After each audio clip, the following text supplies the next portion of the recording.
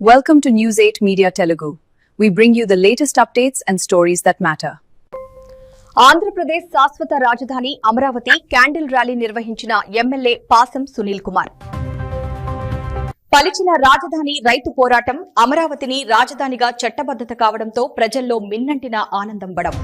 ఆంధ్రప్రదేశ్ రాజధాని అమరావతి పార్లమెంట్లో చట్టబద్ధత చేయడంతో పాసిం సునీల్ కుమార్ ఆధ్వర్యంలో పార్టీ నాయకులు అభిమానులు ప్రజలతో కలిసి ఆంధ్రప్రదేశ్ శాశ్వత రాజధాని అమరావతి క్యాండిల్ ర్యాలీ నిర్వహించిన ఎమ్మెల్యే పాసం సునీల్ కుమార్.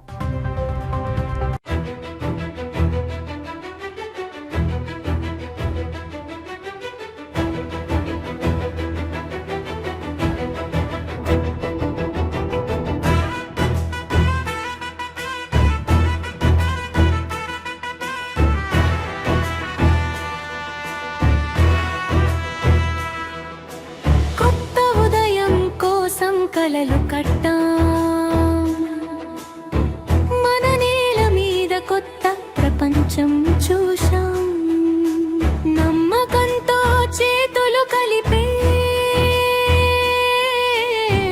మన భూమిని భవిష్యత్తుకిచ్చా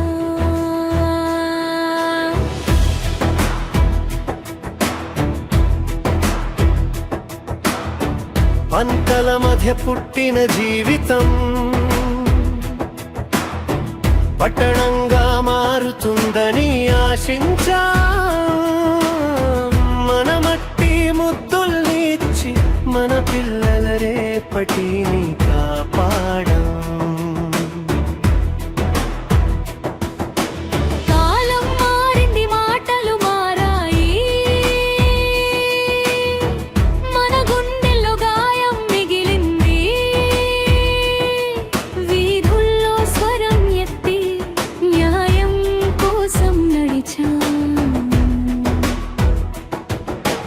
ఎన్ని రోజులు వేచి చూసాం, ఎన్ని కన్నీళ్లు దాచుకున్నాం, గానీ ఆశను విడిచిపెట్టలేదు. మన గుండె ఇంకా నిలబడింది,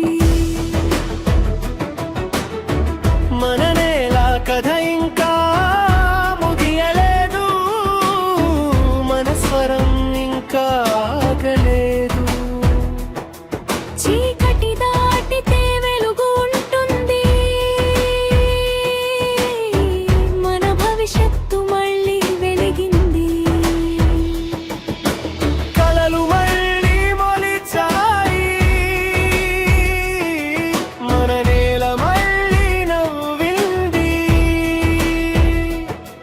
మన పోరాటం చరిత్ర అయింది, మన గెలుపు గుండెల్లో నిలిచింది.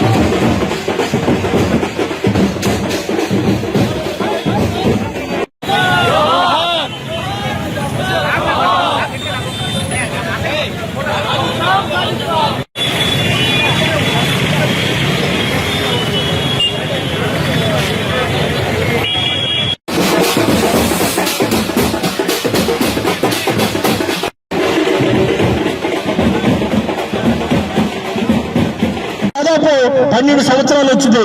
అయితే ఈ యొక్క రాజధాని లేకుండా ఈ యొక్క 12 సంవత్సరాలు నాశనం చేసినటువంటి వైసీపీ ప్రభుత్వం. కాబట్టి ఈ విధంగా మనకు రాజధాని లేకుండా మన చదువుకునే విద్యార్థులు కూడా ఇప్పటివరకు కూడా రాజధాని ఏంటంటే చెప్పుకోలేని పరిస్థితి.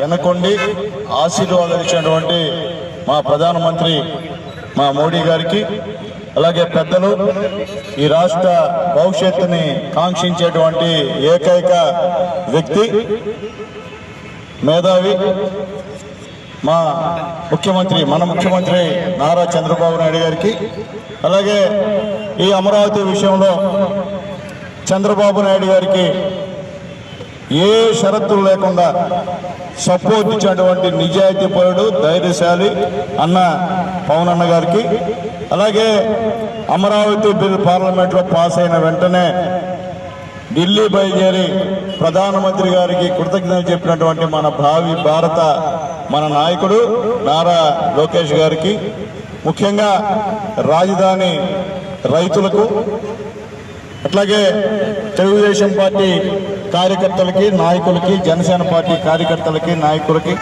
బీజేపీ పార్టీ కార్యకర్తలకి, నాయకులకి, అమిత్ షా గారికి అందరికి కూడా మనస్ఫూర్తిగా ధన్యవాదాలు తెలియజేస్తున్నాం. ఈరోజు మన రాజధాని అమరావతికి గూడూరులో కొవ్వొత్తులతో దీపహారతులు పట్టిన విషయం ఈరోజు ఈ కార్యక్రమం. అది కొవ్వొత్తులతో దీపహారతులు పట్టాం అమరావతి రాజధానికి అని చెప్పి కూడా మీ అందరూ కూడా తెలియజేస్తున్నా. మీ అందరికీ తెలుసు, ఈ అమరావతి విషయంలో రైతులు పాదయాత్ర చేస్తున్నప్పుడు తిప్పారపాడు గ్రామంలో ఇటువంటి మా మహిళలందరూ కూడా, అట్లాగే మా నాయకులందరూ కూడా అక్కడికి వెళ్ళిన తర్వాత వాళ్ళని పోనీయకుండా అప్పుడున్నటువంటి పోలీస్ మొత్తం వాళ్ళని ఆపేయడం జరిగింది. అప్పుడు పెద్ద ఘర్షణ జరిగింది మాకు వాళ్ళకి. ఆ ఘర్షణలో దాదాపు ఆ యొక్క చిన్న సంఘటనలోనే 3-4 కేసులు బుక్ చేశారు మా వాళ్ళందరిపైన. ఆడవాళ్ళపైన కేసులు ఉన్నాయి, మా అందరిపైన కూడా కేసులు ఉన్నాయి తెలియజేస్తున్నాం. అట్లాగే ఈ అమరావతి విషయంలో మేము ఎన్ని రోజుల నుండి గూడూరులో కార్యక్రమాలు చేసాం, అన్ని రోజుకు ఒక కేసు మా పైన నమోదు చేసిన విషయాన్ని కూడా ఒకసారి గుర్తు చేస్తున్నా. ఆ రోజు కూడా ఇదే మహిళలు, ఇదే మా నాయకులు అందరూ కూడా ఎక్కడ కూడా తగ్గకుండా, ఇంత కూడా భయం లేకుండా ఆ రోజు నిలబడ్డారు. కాబట్టే రైతులకు అండగా ఈరోజు మా నాయకుడు నారా చంద్రబాబు నాయుడు గారు అసెంబ్లీలో, మా పవన్ కళ్యాణ్ గారు అసెంబ్లీలో, లోకేష్ బాబు గారు అసెంబ్లీలో తీర్మానం చేసి ఈరోజు కేంద్రానికి పంపిస్తే వెంటనే మోడీ గారు అర్థం చేసుకొని పార్లమెంట్లోను, రాజ్యసభలోను దాన్ని ఆమోదింప చేసినటువంటి, చట్టాన్ని చేసినటువంటి కేంద్ర ప్రభుత్వానికి శిరస్సు ఉంచి పాదాభివందనం చేస్తున్నామని చెప్పి నేను తెలియజేస్తున్నా. మాట్లాడతారు మేము మళ్ళీ వస్తే, మీరు వస్తే కదా వచ్చి మాట్లాడతాం, మేము వస్తే మొత్తం అసెంబ్లీలో పెట్టి చేస్తాం. మామూలుగా పార్లమెంట్లో పెడితేనే బిల్లు అది. ఈరోజు చంద్రబాబు నాయుడు గారికి ఏం చేతగా కాదు, చంద్రబాబు నాయుడు గారికి చట్టం తెలియక కాదు. అసెంబ్లీలో తీర్మానం చేసి పార్లమెంట్లో అది బిల్లు పాస్ అయితేనే అది చట్టబద్ధ అవుతుంది తప్ప లేకపోతే చట్టబద్ధ అయ్యే సమస్య లేదు. అయ్యేం మాట్లాడకుండా ఒక ఆయన మిథున్ రెడ్డి గారు ఏదో మాట్లాడతాడు, ఆడు వైవి సుబ్బారెడ్డి గారు రాజ్యసభలో ఒక మాట మాట్లాడతారు. నేను చెప్పేది ఒకటే, ఇదే జగన్మోహన్ రెడ్డి గారు ఆ రోజు ప్రతిపక్షంలో ఉన్నారు, మేము కూడా ఆ రోజు జగన్మోహన్ రెడ్డి గారితో ఉన్నాం. ఆ రోజు మీరు ఒప్పుకున్నారు 35,000 ఎకరాలు ఖచ్చితంగా రాజధాని కావాలా, గుంటూరు విజయవాడ పరిసర ప్రాంతాల్లో ఉండాలా, అట్టయితే ఖచ్చితంగా మత్తు ఇస్తానని చెప్పిన జగన్మోహన్ రెడ్డి గారు ఇప్పుడు మత్తు తీరంట. ఆయన గెలవడం మళ్ళీ 3 రాజధానులు ఉన్నారు. ఇప్పుడు మళ్ళీ ఈ రోజు ఏమంటారంటే ప్రెస్ మీట్ పెట్టారు, ఏమంటారంటే మావిగానంట. ఏందో ఆ మావిగాన అనేటువంటి పేరు పెట్టండి, అమరావతిని తీసేసి. అర్థం ఏంటంటే మావిగాన్ అంటే మచిలీపట్నం అంటే మా తీసుకున్నాడు మచిలీపట్నం నుంచి, అలాగే విజయవాడ నుంచి విఐ తీసుకున్నాడు, అట్లాగే గుంటూరు నుంచి గన్ తీసుకున్నాడు. అంటే మొత్తం 3 కలిపితే మావిగాన్ అంట. అంటే చెప్పేది ఒకటే అందరికీ, వాళ్ళకు కూడా, ముఖ్యంగా మాజీ ముఖ్యమంత్రి గారికి, మీరు 5 సంవత్సరాలు ఉన్నారు కదా, ఇదే మావిగాన్ ఎవరో చెప్పచ్చు కదా, మీరు ఎందుకు చెప్పలేదు చెప్పండి. మీరు చెప్పచ్చు కదా, నిజంగా మీకు అమరావతి ఒకటి ఉంది, రాజధాని చేయాలి, అది అమరావతి వద్దు, ఈ మావిగాన్ అప్పుడు పెట్టచ్చు కదా, ఎందుకు పెట్టలేదు? అంటే ఆంధ్ర రాష్ట్ర ప్రజలు అమాయకుల, ఆంధ్ర రాష్ట్రం అంటే మేధావులు అమాయకుల, ఆంధ్ర రాష్ట్రంలో నుండి చదువుకున్న వాళ్ళు అమాయకుల, అర్థం కాని పరిస్థితి అని చెప్పి తెలియజేస్తాం. మీ ఇష్టం, మీరు ఒక స్టేట్మెంట్ ఇస్తారు, మీ అమరావతికి మాత్రం వ్యతిరేకం కాదు, కానీ అంత డబ్బు ఖర్చు అవ్వడం మాకు ఇష్టం లేదు, ఆడ ఒక్క అభివృద్ధి కార్యక్రమం జరగలేదని చెప్పి సుబ్బారెడ్డి గారు మాట్లాడతారు. సుబ్బారెడ్డి గారికి తెలియజేస్తున్నాయా, ఒక్కసారి రాండి, అమరావతికి రాండి, మిమ్మల్ని తీసుకెళ్తాం, అన్నీ చూపిస్తాం, చూసిన తర్వాత మీరు మాట్లాడండి అమరావతి గురించి. అంతేగాని మావిగాండ్లు పెంటగాండ్లు పేరు మార్చేసి గలీ జవహరాలు చేద్దని చెప్పి కూడా ఆ నాయకులకి తెలియజేస్తున్నాం. అట్లాగే ఈరోజు రకరకాల స్టేట్మెంట్ ఇస్తున్నారు. అలాగే ఎవరైతే జగన్మోహన్ రెడ్డి గారిని ప్రోత్సహించే సోషల్ మీడియా అనేటువంటి ఒక పెద్ద ఆయన విశ్లేషకులు, ఆయనే ఈరోజు చెప్తున్నాడు, టీవీలంతా ఆయనే ఉన్నాడు, ఆయన చెప్తున్నాడు, ఏందా జగన్మోహన్ రెడ్డి గారికి ఏమైనా పిచ్చి పట్టిందా, ఏందా మాటలు, అర్థం కాని మాటలు అని చెప్పి ఆయనే ఈరోజు మాట్లాడే పరిస్థితికి వచ్చాడని చెప్పి మేము తెలియజేస్తున్నాం.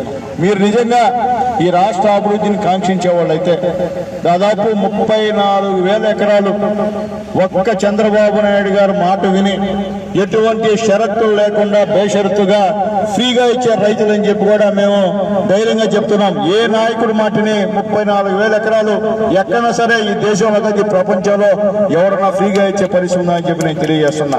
ఎక్కడ ఇలా అదే చంద్రబాబు నాయుడు గారి మీద నమ్మకం రైతులకు అని చెప్పి మేము తెలియజేస్తున్నాం. మా నాయకుడి కెపాసిటీ అదే, మా నాయకుడి విల్ పవర్ అదే, మా నాయకుడి పట్టుదల అదే అని చెప్పి కూడా మేము గర్వంగా ఉంటున్నాం. మేము ప్రతిపక్షంలో ఉన్నా మేమందరం కూడా మా నాయకుడిని ఫాలో అయినాం. ఎక్కడ కూడా జంకుండా 40-45 రోజులు జైల్లో పెట్టినా మేము ఇక్కడ కూర్చొని మేము పోరాటాలు చేశాం తప్ప భయపడి వెనుతిరిగిపోయే పరిస్థితి అని చెప్పి నేను తెలియజేస్తున్నాం. అప్పుడు కూడా చెప్తున్నాం, మేము అధికారంలో లేనప్పుడు 2-3 నెలల నుంచే మేము వీధిలోకి వచ్చాం. మేము మీరు ప్రజా వ్యతిరేక కార్యక్రమాలు చేస్తూనే నిలదీశాం. ఇళ్లలో నుంచి బయట గేటు దాటకుండా పోలీసులు పెట్టి అడ్డుకున్న విషయాన్ని కూడా గుర్తు చేస్తున్నాం. అయినా కానీ మేము చంపకుండా పోరాటాలు చేశాం. కానీ మీరు 2 సంవత్సరాలైనా బయటకు వచ్చే పరిస్థితి లేదు. ఏదైనా మీ స్వార్థం సంబంధించిన ఉంటే, మీకు ఉపయోగం ఉంటే ఒక ప్రెస్ మీట్ ఇచ్చి గప్చిప్కి వెళ్ళిపోతాం. ఎందుకంటే మాలాగా మిమ్మల్ని చేసింటే మీకు తెలుసు నా బాధ. మీకు ఇప్పుడు పోలీస్ స్వేచ్ఛ ఇచ్చేశారు, మీరు ఎక్కడికి తిరుగుతారు, ఏమైనా చేస్తారు. అది మాకు పోలీసు ఆ స్వేచ్ఛ ఇచ్చుంటే అది వేరే విధంగా ఉంటుంది మా పరిస్థితి కూడా. కాబట్టి దయచేసి మీరు నిజంగా, అంటే మీరు ఎట్లా రాష్ట్ర అభివృద్ధి కోరుకోరు, మీరు ఉండేది 11 మంది, గుర్తుపెట్టుకోండి. మీరు దయచేసి మీరు 11 మందికి అసెంబ్లీకి రారు, మీ వల్ల తెగదు తెల్లారదు, కానీ ఏదో మాట్లాడు. మా వాళ్ళు కాబట్టి, మా వాళ్ళు పిచ్చి కాబట్టి మీ గురించి మాట్లాడుతున్నారు. అసలు మీ గురించి మాట్లాడిన అవసరం లేదు. ఎందుకంటే మీది లెక్కలో తీసుకునే పరిస్థితి లేదు. ఈరోజు సాక్షాత్తు కేంద్రం ప్రధానమంత్రి గారు ఈరోజు చంద్రబాబు నాయుడు గారు పవన్ కళ్యాణ్ గారి మీద ఉన్నటువంటి నమ్మకంతో అప్పటికప్పుడికి పార్లమెంట్లో రాజ్యసభలో ఉభయ సభలో కూడా ఈరోజు బిల్లు పాస్ చేసిన విషయాన్ని మీకు గుర్తు చేస్తున్నా అని చెప్పి నేను తెలియజేస్తున్నా. ఇప్పటికైనా సరే నేను చెప్పేది ఒకటే, ఈ రాష్ట్రం అభివృద్ధి చెందాలంటే అందరూ సహకరించమని చెప్పి మేము కోరుతున్నాం. అట్లాకుండా మీ ఇష్ట ప్రకారంగా మారగాను పేరగాన్లు పేర్లు పెట్టేసి మీ ఇష్టంగా చేసే పరిస్థితి కాదు. మీకు అవకాశం ఇచ్చాం, ప్రజలు ఇచ్చారు మీకు అవకాశం. మీరు అప్పుడు అవి చేయొచ్చు కదా. ఆ రోజు 3 రాజధానులు అన్నారు, ఇప్పుడు మళ్ళీ 3 రాజధానులు ఒక ఆయన అంటాడు, ఒక ఆయన ఈ యొక్క మారగాని అంటాడు, ఇంకొక ఆయన ఇంకోటి అంటాడు. ఇది పద్ధతి కాదు. మీకు ఒక నాయకత్వం లేదు, మీకు ఐక్యత లేదు, మీకు చెప్పిన మాట మీద నిలబడేటువంటి పరిస్థితి లేదని చెప్పి కూడా మీకు నేను తెలియజేస్తున్నా.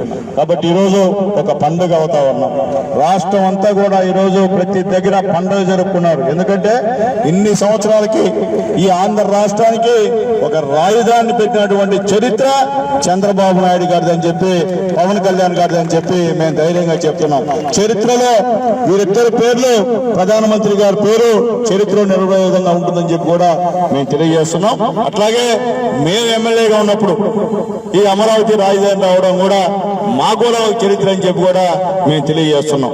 ఆయన చెప్తాడు సుబ్బారెడ్డి గారు, అక్కడంట ఏమీ లేవంట, అమరావతిలో ఏమి కట్టలేదంట. మేము కట్టిన అసెంబ్లీ, మీరు 5 సంవత్సరాలు ఉండింది చంద్రబాబు నాయుడు గారు కట్టిన అసెంబ్లీ అని చెప్పి మీకు ఒకసారి మళ్ళీ నేను గుర్తు చేస్తున్నాను. చంద్రబాబు నాయుడు కట్టిన హైకోర్టు అని చెప్పి నేను గుర్తు చేస్తున్నా. చంద్రబాబు నాయుడు గారు కట్టినటువంటి సెక్రటరియట్ అని చెప్పి నేను గుర్తు చేస్తున్నా. కాబట్టి మీరు అభివృద్ధిని ఓర్చుకోలేక మీ ఇష్ట ప్రకారంగా మాట్లాడుతుంటే ప్రజలంత అమాయకులు కారని చెప్పి కూడా నేను తెలియజేస్తున్నాను. ఎందుకంటే మీకు ఒక అక్కసు వచ్చేసింది. ఎందుకంటే పవన్ కళ్యాణ్, చంద్రబాబు నాయుడు గారు బీజేపీ ఇంకా విడిపోరు, వీళ్ళు కానీ కలిసి ఉంటే మన పప్పులు ఉడకవు, ఉడికే చెప్పాడు మొన్న పవన్ కళ్యాణ్ గారు చెప్పాడు, సమస్య లేదు జరగదు రాని అన్నాడు. అంతే, ఆయన మాట ఖచ్చితం. ఎందుకంటే ఈరోజు నిజాయితీగా పనిచేసినటువంటి ఉప ముఖ్యమంత్రి గారు నిజంగా గర్వకారణం మనకు ఉండడం కూడా. కాబట్టి మీరు ఎన్ని జిమ్ముక్కులు చేసినా, ఏ విధంగా చేసినా మా పవనన్న ఎప్పుడు కూడా జంకే పరిస్థితి అని చెప్పి కూడా నేను తెలియజేస్తున్నా. ఏదేమైనప్పటికీ నేను చెప్పేది ఒకటే, రాబోయే రోజుల్లో అమరావతి శాశ్వత రాజధాని. మేము కాళ్ళు ఎత్తుకొని చెప్తున్నాం, మీరు ఇంచి పీకలేరు. ఇంచి కాదు కదా, రవ్వంతా ఇసుక రేయడం అంతా కూడా మీ వల్ల కాదు. మీరు ఊదినా ఇసుక రేయడం కూడా ఎగిరే పరిస్థితి అని చెప్పి కూడా నేను తెలియజేస్తూ, ఈ అమరావతి రాజధాని శాశ్వతంగా ఉంటుంది.